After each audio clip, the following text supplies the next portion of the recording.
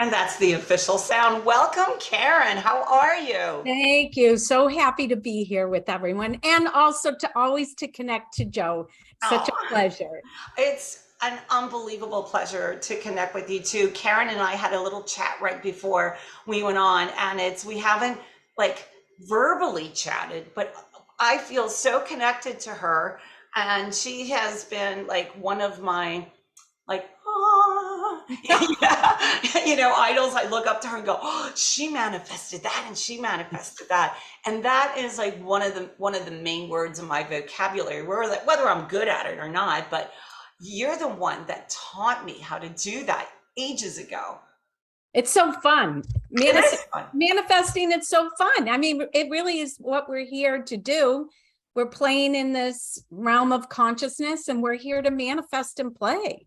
It's just how are we manifesting, right? Why the procedure of manifesting, as I would think, it's so easy once you figure out this whole, you have this like, you might have changed your way of teaching now, but the way you taught us was very succinct. It was very, this is the way we do it, and you have to be very careful how you word things, and intonations, and what your state of mind is when you're doing that. I mean, it was just like there was a whole way of really absorbing this manifesting Yeah. technique.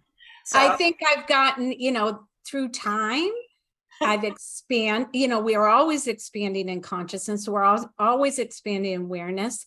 I mhm, think I keep getting even more simplified mhm.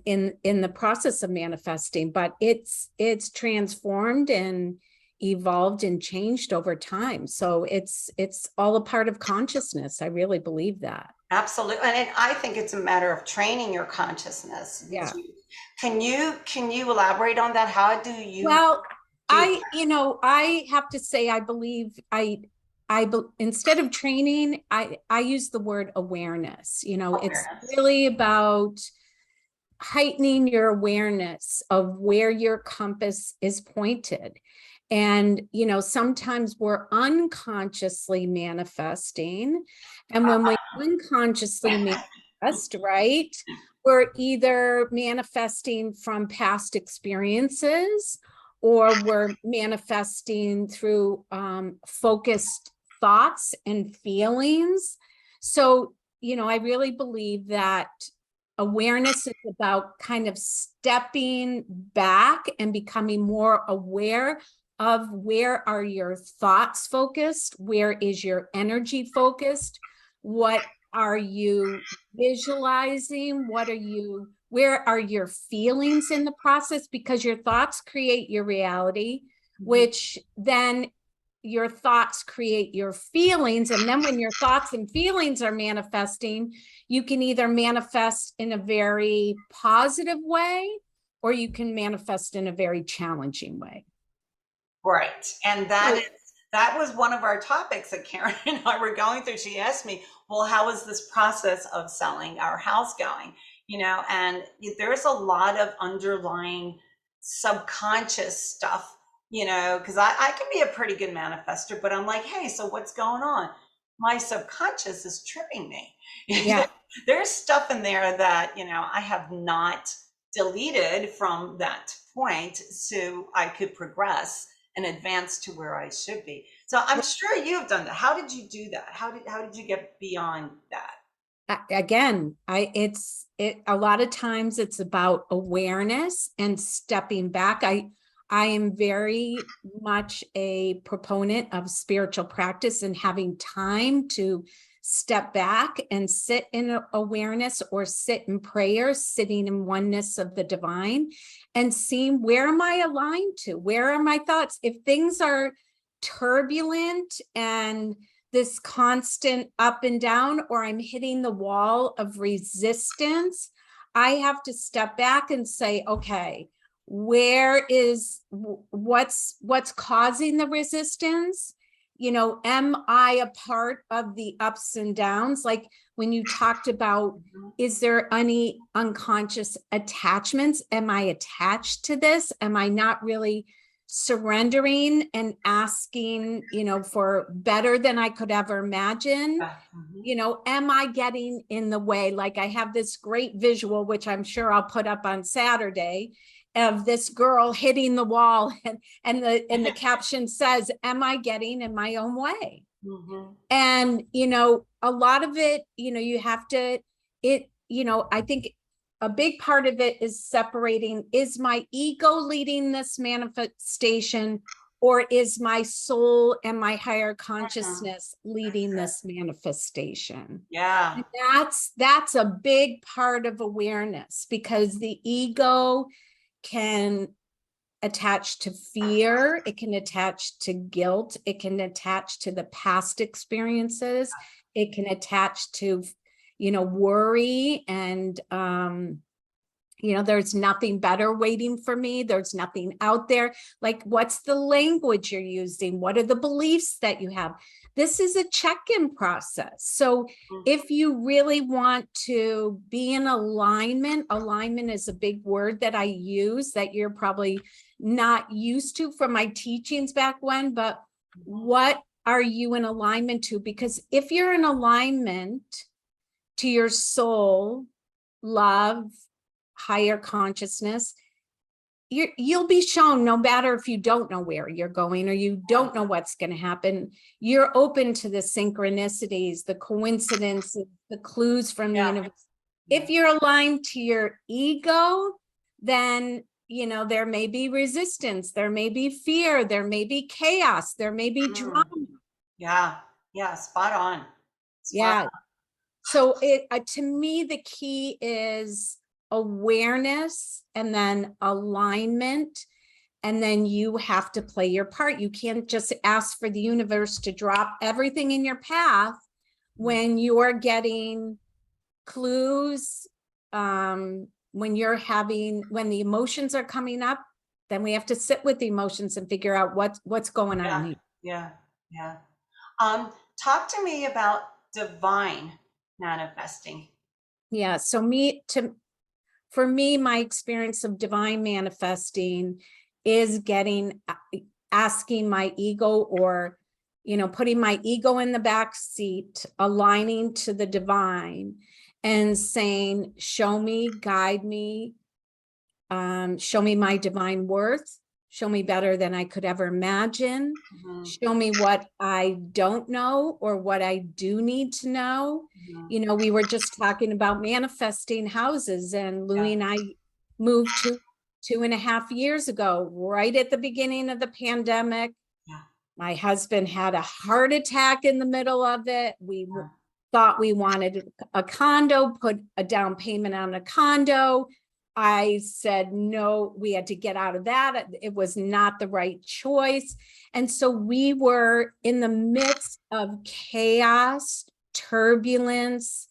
And my husband and I, he's on the spiritual path as well. We had to sit back many times and say, what's going on? What's happening? And, we really got into fear, anger, not trusting, and we had to keep going back to aligning with the divine. I would have to go back to prayer, go back to processing emotions, go back to surrender. Surrender is not about giving up, it's about aligning to divine grace.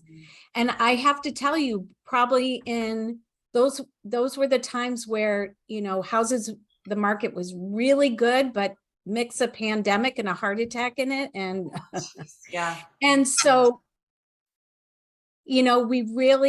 I have to say, we had to really get to the point of true surrender. And what is true surrender? Surrender is saying, I'm going to let go of all control, which is not an easy thing.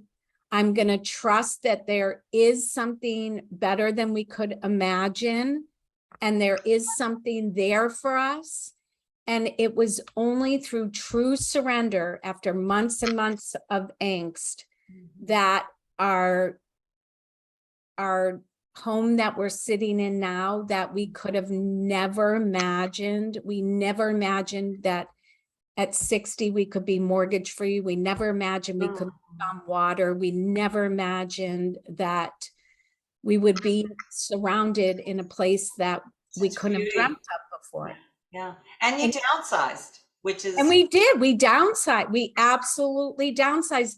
And, it's all about what you have to really get in touch with. What do you really, really want? Like, what is it that, not necessarily what you want material wise, it's what do you want to feel? What do you want to feel at the core of your being? And that feeling, usually, if you're aligned to, if it's peace you want, if it's love, if it's joy, if it's harmony, those are the higher vibrations of your soul. That's the higher vibrations of the divine. If you align to, like, people think, I've made wish lists, right? You've made wish lists. I really think wish lists works. After about 10 years of making wish lists, I went to make my wish list for the new year. And my soul said, you can't do this anymore. What do you want to feel? What do you really want to feel? And that again, the manifestation process that I've taught over the years has simplified and come into alignment with the soul. And I feel like the manifestations are more aligned, more peaceful. Yeah. Miraculous. I have a question for you, because you mentioned control, to give up control. So I think it's all in the mind, and the perspective of what control is. So, and I had a conversation the other day with somebody about, she said, well, example for my house and manifesting again, because I know I'm standing in my own way. I know that. But, she said, well, why don't you visualize a sold sign in front of your house? And so I thought, well, here I'm working weeks now on trusting the universe that things will happen in divine timing and perfect timing, as they should. So if I am visualizing, because I'm a strong visualizer, if I can visualize a sold sign, and if I do some prayer or word work, with a candle or blessing, aren't I kind of trying to be in control? Well, it depends how that manifestation process is making you feel. So when we sold our house, after they put up the sign, I went on Canva and put sold, on the picture. And I had that as part of my manifestation, but it was more that helped me to trust that I would see that at some point in time, and that holding that vision helped me to trust that, we're living in this time constraint, but on a divine level, it's already done. There's no time. It's already done. So I was holding that vision and that feeling, like giving it to the divine is, at some point, I'm going to see this. Yeah.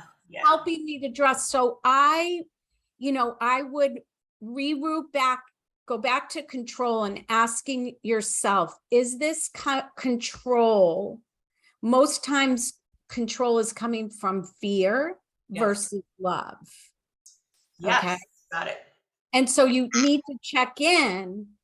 If that control is coming from fear, then you don't need to do anything, but I'm advising that you transform that fear into faith, that fear into prayer, that fear into surrender.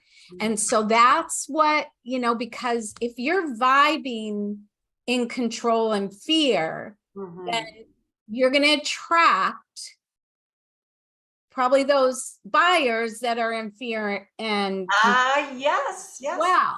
Makes sense. Right? Yes. So it's really manifesting.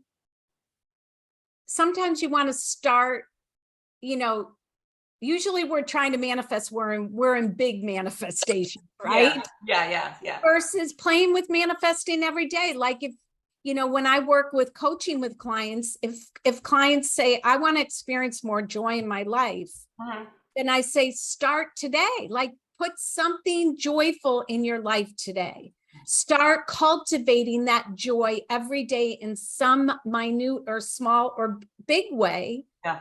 it brings. So that would be the same thing with the house. Like sometimes we need to create that image sold and put it on our screensaver so we can believe, so we can trust, or we get, I remember it was kind of a far-fetched when I was manifesting after my divorce. I was manifesting a house and I really wanted an in-ground pool. And I kept getting that. My house. I keep getting those thoughts that kept bombarding me of you're not going to have enough money. That's not going to happen. It was my ex-husband said, you'll never make it. You can't do it. And so what I did was I bought a pool float, and I bought it before we had any offer, manifestation, nothing. And I said, I'm just going to keep this as my positive believing that anything is possible. So you stepped into the future by doing something in the present, which led you to have a stronger trust and belief. Yes. So it's where is that control coming from? Fear? Or is that manifestation of that image or that vision coming from believing, faith, again, ego, higher consciousness. Yes, brilliant. If I can ask you, we still have a couple more minutes. If anybody has a question now they'd like to ask Karen, you can go ahead and type it in the little chat box, and I will type in the word here so you know where it is. And Karen, can you just talk a little bit about what are we going to learn? How are we going to learn to do this on Saturday in your class? What are you going to teach us? Right. So a big part of the day is about bringing awareness to what you really want, or what is it that you're looking to manifest, bringing awareness to the feelings that are connected to that.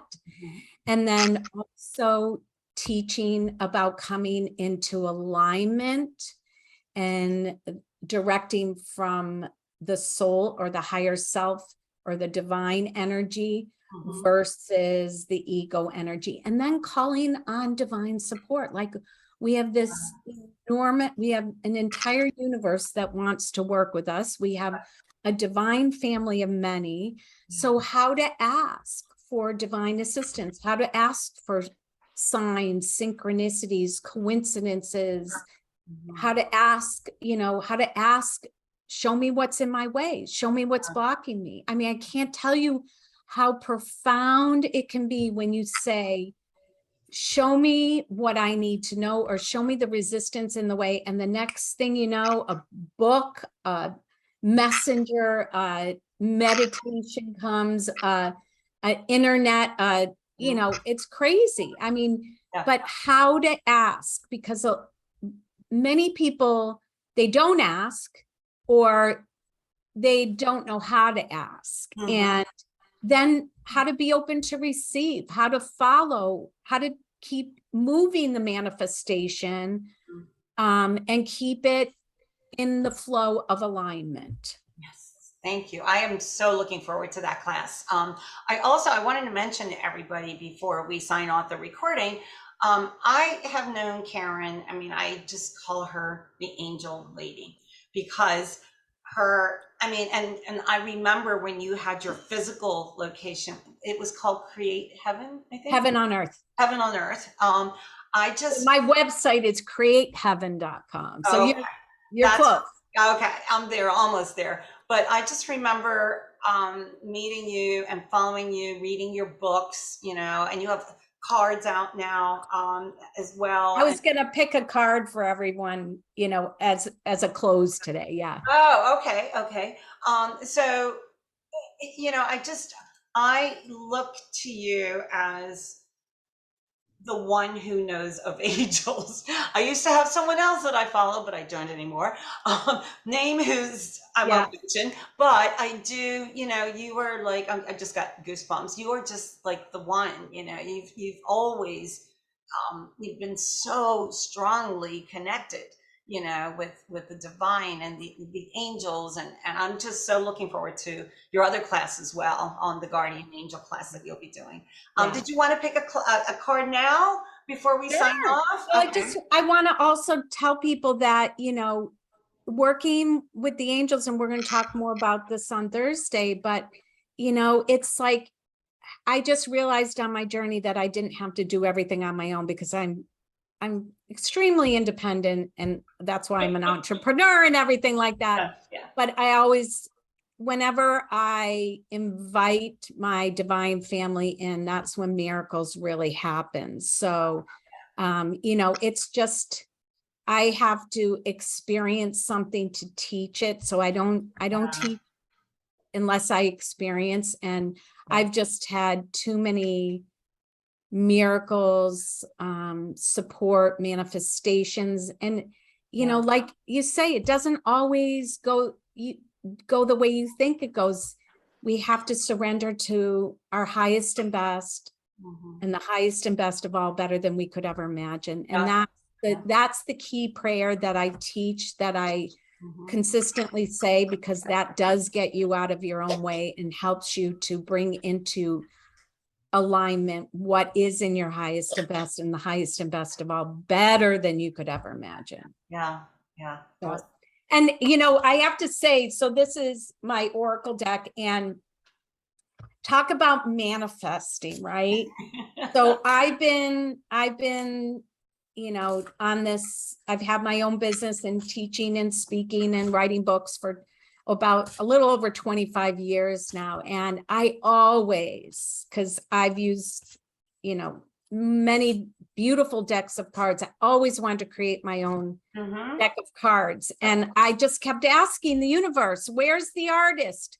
Send me the artist. I know how to I know how to, create the intention of the cards, pick the cards, write the cards, but send me the artist. And then, wouldn't you know, 24 years later, Spirit says, well, guess what? You're the artist. I'd gone to art school for a year and a half at Syracuse University, and I lost my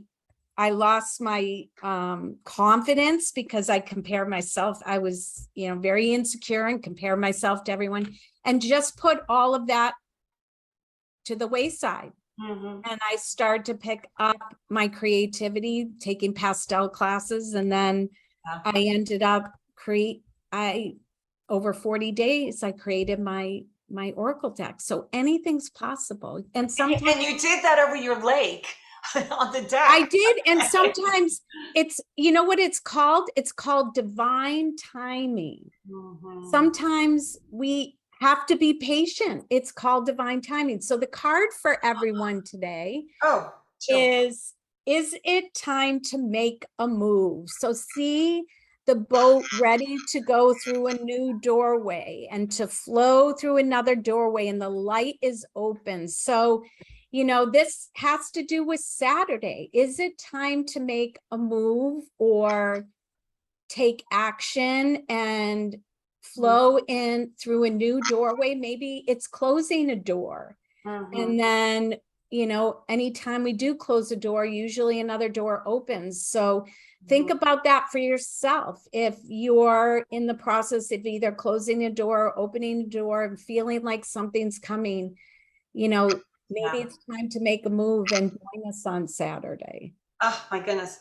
I will share it on the recording that it's probably won't blow you away, because you would say, of course it does.